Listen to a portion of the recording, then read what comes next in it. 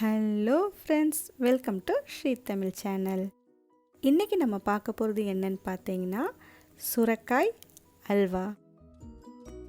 ரொம்ப டேஸ்டியான இந்த அல்வா செய்கிறதுக்கு அதிகபட்சம் 10 நிமிஷமே போதும். அல்வா செய்கிறதுக்கு முதல்ல ஒரு பேனில் 2 டேபிள் ஸ்பூன் நெய் சேர்த்துக்கோங்க.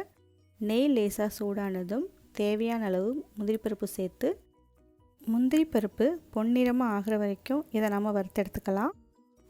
முந்திரி பருப்பு வறுபட்டதும் முந்திரி பருப்பை மட்டும் எடுத்துடலாம். அடுத்து அதே பேனில் சுரக்காயை தோலை சீவிட்டு விதை இல்லாமல் துருவி எடுத்துக்கங்க. துருவிய சுரக்காய் ஒரு பெரிய கப்புக்கு 1 கப் அளவு இருக்குது. இதை நம்ம சேர்த்துக்கலாம்.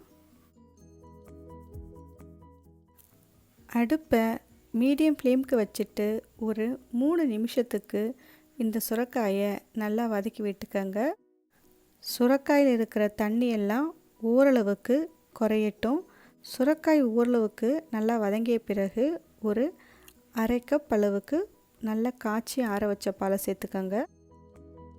பால் சேர்த்ததும் மூடி போட்டு ஒரு 8 நிமிஷத்துக்கு அடுப்பை லோ ஃப்ளேமில் வச்சு நல்லா வேக வச்சுக்கோங்க. இடையில கலந்து விட்டுக்கோங்க, இல்லைன்னா அடி பிடிச்சிடும்.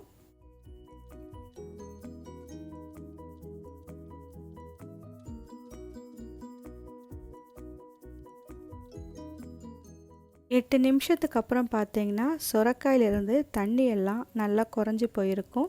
சுரக்காயும் நல்லா சாஃப்டாக வெந்து வந்திருக்கும். இந்த சமயத்தில் நாம் எந்த கப்பில் சுரக்காய் அளந்தோமோ அதே கப்பில் ஒரு 1/4 கப் சர்க்கரை சேர்த்துக்கோங்க. 1 கப் சுரைக்காய் துருவலுக்கு 1/4 கப் சர்க்கரை சரியாக இருக்கும். சர்க்கரை சேர்த்து திரும்பவும் கலந்து விட்டிங்கன்னா கொஞ்ச நேரத்தில் சர்க்கரை இலக ஆரம்பிக்கும். சர்க்கரை நல்லா இலக ஆரம்பித்ததும் நாம் இப்போது ஒரு 2 டேபிள் ஸ்பூன் பால் பவுடர் சேர்த்துக்கலாம். இது ஆப்ஷன் தான், ஆனால் இது சேர்த்திங்கன்னா உங்களுக்கு அல்வா இன்னுமே டேஸ்ட்டாக இருக்கும். பால் பவுடர் சேர்த்து கட்டிப்படாமல் நல்லா கலந்து விட்டுக்கோங்க. கொஞ்சமாக ஃபுட் கலர் சேர்த்துக்கோங்க. இதுவும் ஆப்ஷன் தான், விருப்பம் இருந்தால் சேர்த்துக்கோங்க.